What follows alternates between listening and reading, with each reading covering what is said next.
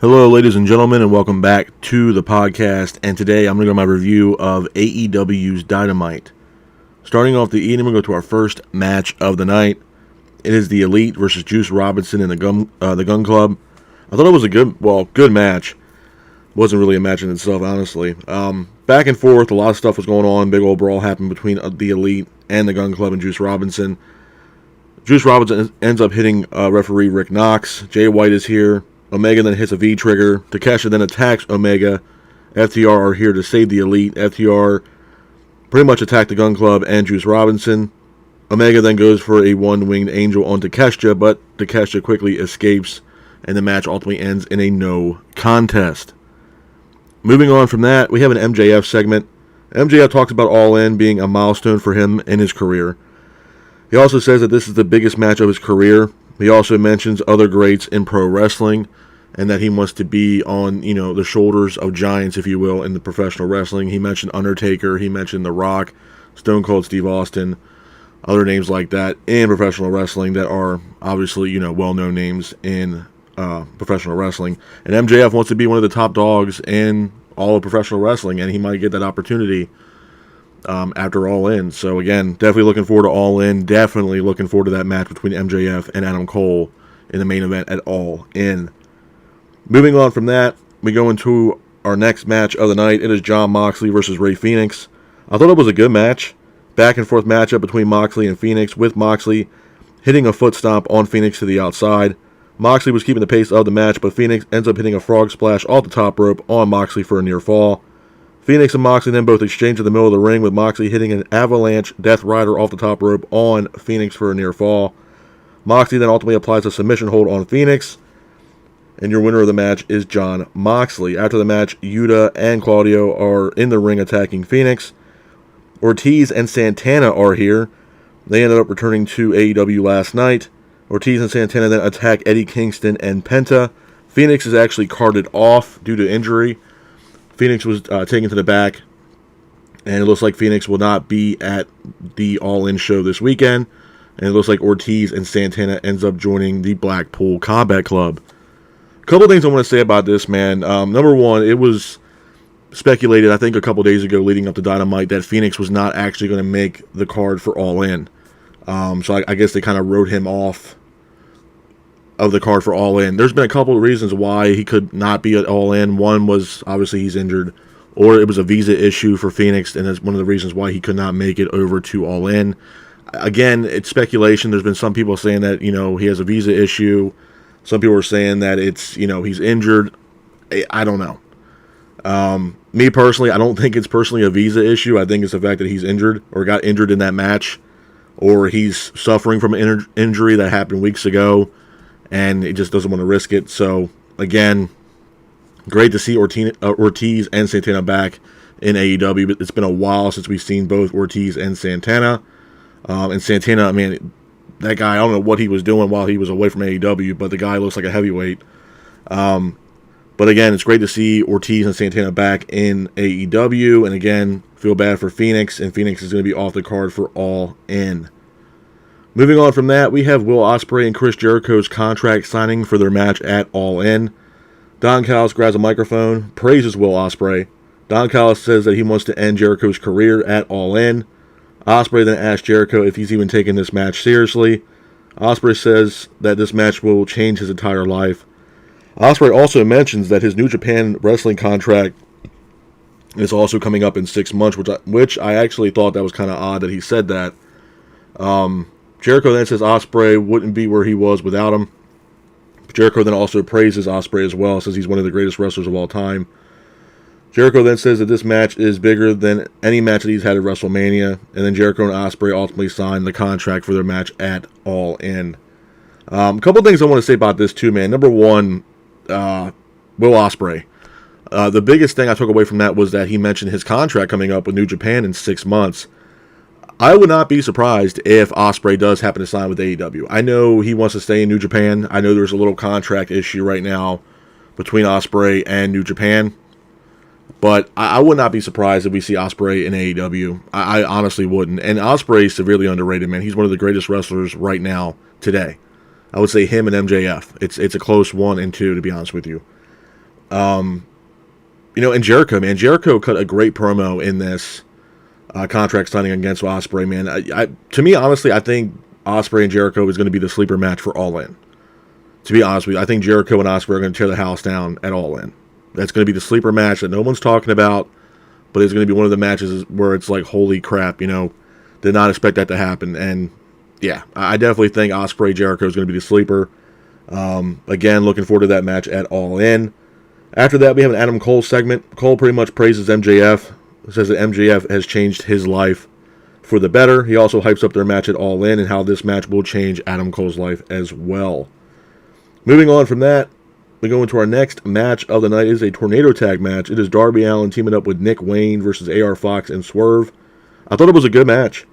Back and forth matchup between both teams with AR Fox and Swerve keeping the pace of the match. Darby ends up hitting a coffin drop to the outside on AR Fox and Swerve.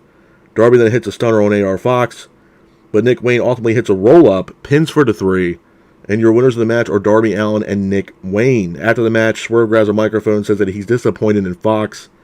Swerve then calls Fox a loser. Swerve then says he can't trust Fox anymore, and then Prince Nana tells Fox that he is fired from the Mogul Embassy. Cage then is here. He ends up attacking AR Fox. Christian Cage is here as well. Cage ends up mocking Nick Wayne, which, again, looks like AR Fox is no longer with the Mogul Embassy. He was also rumored not to be on the card for All In, which I have no idea why he was taken off this card. I have no clue why they did not just keep him on All In.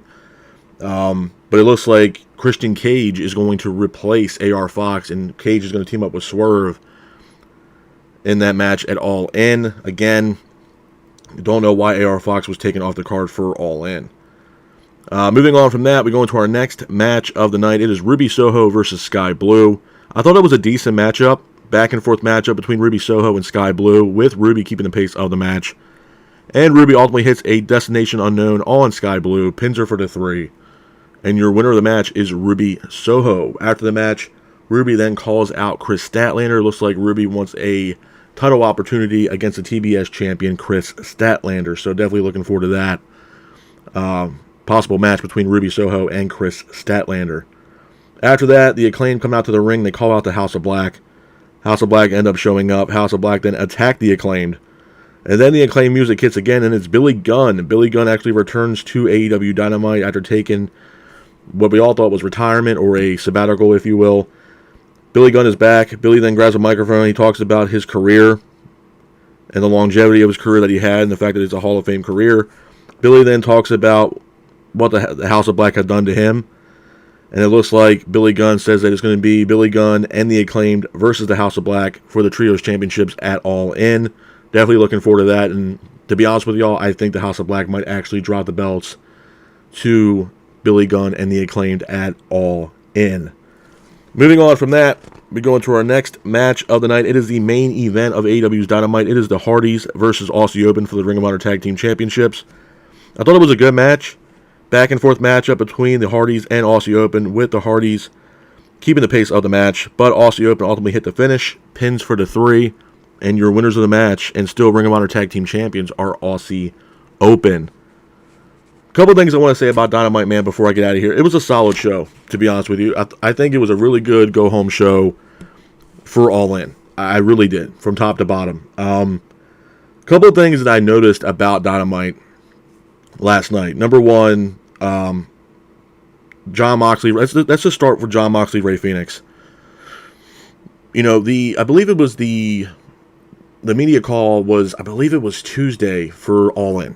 And Tony Khan had mentioned that there was going to be a lot of changes to that card leading up to All In. That the card that everybody thinks they're going to get, it might not be exactly what you're going to get at All In. There might be some changes, some tweaks here and there to fix the card. And things do happen, leading up to All In. I mean, again, you got to look at the situation, even stemming back from, a couple days ago, or last week, where there was Cash Wheeler situation with the whole road rage thing. And a lot of people thought, okay, well, shit, Cash Wheeler might not be at All In because of the situation that took place in that road rage incident, and that he, got in trouble and stuff like that, and he might not have been on the card. But right now, it looks like Wheeler is going to be on the card and he's able to travel. But my point is that, it was already announced that AR Fox was not going to be on this card at All In, and Phoenix. Now, I don't understand why Phoenix was taken off the card. Again, it could be the fact that he is injured or he has a lingering injury that's preventing him from having this match, or being involved in the Stadium Stampede match at All In. I have no clue. But again, it's just a little odd. Even some people said it might be a visa issue, but I don't see that. I really don't. And then we have AR Fox. AR Fox literally had just joined the Mogul Embassy and then literally was kicked out of the Mogul Embassy last night. And he was also written off the show for All In as well before Dynamite went live last night. So, again, man, a lot of confusion, and it's taken away a lot from the All In card. The other thing I want to touch base on is this whole Edge thing. I know a lot of people were like, oh, Edge is going to show up at All In. Edge is going to show up at All In. That's not going to happen. I still believe Edge is currently under contract with WWE till the end of September. So I don't think he's going to be at All In, and I don't see him being at All Out. But what I will say is, do I think Edge or Adam Copeland will show up at AEW? At this point, with all the information that I've gathered, it does make a lot of sense that he might end up showing up in AEW. I know there was a situation where I believe it was Edge or WWE that rejected a contract for Edge to stay. I think it was WWE that actually rejected the contract that Edge wanted to come back to WWE, and I think it was WWE that declined, or Edge might have declined. It's so many stories between that whole situation, but for all intents and purposes, that contract was declined. So I don't know if Edge is going to come back to WWE, so he could end up showing up in AEW. And to be honest with you, would he fit into the mold with AEW? Absolutely. I mean, Christian Cage is there, his best friend. You got the Hardys there. There's singles matches that Edge could have in AEW that would be fantastic. Edge versus Omega, Edge versus Punk. I mean, the list goes on. Edge versus Darby Allin. There's a lot of matches on the table for Edge if he does happen to come over to AEW. So, again, could we see Edge in AEW? Yes. I just don't think it's going to be at All In or at All Out. Again, touch base on the fact that AR Fox and Phoenix were taken off the card at All In. And it just goes hand in hand with what I said earlier, man. I said like 2 weeks ago about All In, or 3 weeks ago, that it was, this is going to be either AEW's biggest success or biggest failure. And right now, for all intents and purposes, I don't know if this is going to be its biggest success. I mean, at the end of the day, this is AEW's WrestleMania. All In was built. This was a show that was made before AEW came into existence. Now, did it help push, the motive of the Young Bucks having their own wrestling company and All In being, All Elite Wrestling being created? Yeah, sure. This is what started, honestly, what started AEW, in my honest opinion, and got the wheels turning for, them to have their own wrestling company and for AEW to be created. This is their WrestleMania. They're going to Wembley Stadium. Now, for what I understand, it's got almost 90,000 seats sold for this event. This is the WrestleMania. And right now, do I think it's going to live up to the hype? No, I do not. I personally do not. I think there's a lot of matches on there that are good. But there's some matches on there, man, that's just like, especially, I know one that's just not needed, and that's CM Punk versus Samoa Joe. We've seen that so many times at this point where it's like, why? They should have pushed that back to All Out and had Punk versus Omega. It's kind of what I said about the whole FTR Young Bucks thing. It's like, oh yeah, we're getting a piece of the pie, but we're not getting the whole damn pie. Where, yeah, we got Young Bucks versus FTR, but we can't just have Kenny Omega versus CM Punk. They won't give us that right now. Instead, Punk is going to wrestle Samoa Joe again for what I believe the third time or the second time. It's not needed, and nobody's really. I don't think anybody's truly going to this show super excited to be like, oh yeah, I can't wait to see CM Punk versus Samoa Joe again. You know what I mean? And to be honest with you, I just feel like the card is not worth the hype. It's just not. Yes, there's decent matches on this card. There is, Ospreay Jericho. There is the 6-man tag. You have Kenny Omega teaming up with Adam Page and Kota Ibushi versus Jay White, Juice Robinson, and Takeshita. Okay, you have that match. Not a bad match. But, again, everybody wants to see the Elite versus FTR and CM Punk. And all we're getting out of that is Young Bucks versus FTR, which, again, I think it's going to be a fantastic match for the AEW Tag Team Championships, and I can totally see the Young Bucks beating FTR for those AEW Tag Team Championships. I can totally see it. I could. I know a lot of people are going to this show and watching this show. I'm going to watch the show, mainly because of the main event. MJF versus Adam Cole. Is Adam Cole going to walk out with the AEW World Championship, or is MJF going to retain the AEW World Heavyweight Championship? I think a lot of people are expecting that match and are excited for that match.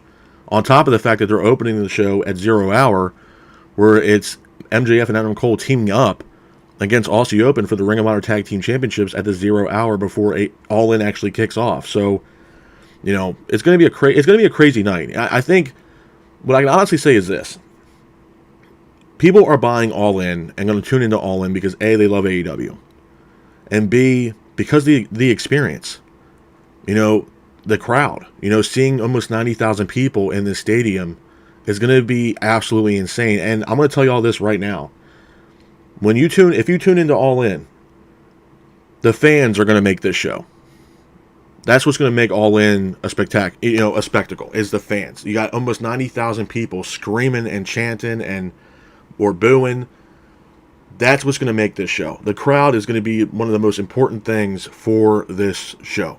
You know, so again, like I said, man, is All In going to be AEW's biggest disappointment, or is it going to be its biggest success? And I think that's the biggest thing that I'm going to look at when this stuff with All In is all done. Was it its biggest success or its biggest failure? And I think that's still yet to be seen, obviously, because it's not Sunday yet. And again, All In will be on pay-per-view, BR Live, stuff like that, at 1 p.m. Eastern. So it's going to be an early pay-per-view. Again, which kind of threw me off, to be honest with you, but obviously the time difference and stuff like that. It's going to be 1 p.m. Eastern. I'm definitely excited, man. I'm definitely excited for the show. There's a couple matches on there that I'm definitely excited about, but do I think the hype is there for the show? No, I do not. But we'll see what happens, man. We'll see how this plays out. There may be a couple surprises at All In. Who knows? I know a lot of people have been talking about Goldberg possibly showing up. Some people even mentioned Mercedes Moné showing up. We don't know, man. We don't know how this is going to play out. So, but with that being said, this is my review of AEW's Dynamite. I hope you guys are out there staying safe. Be careful, and remember, stay classic. Peace.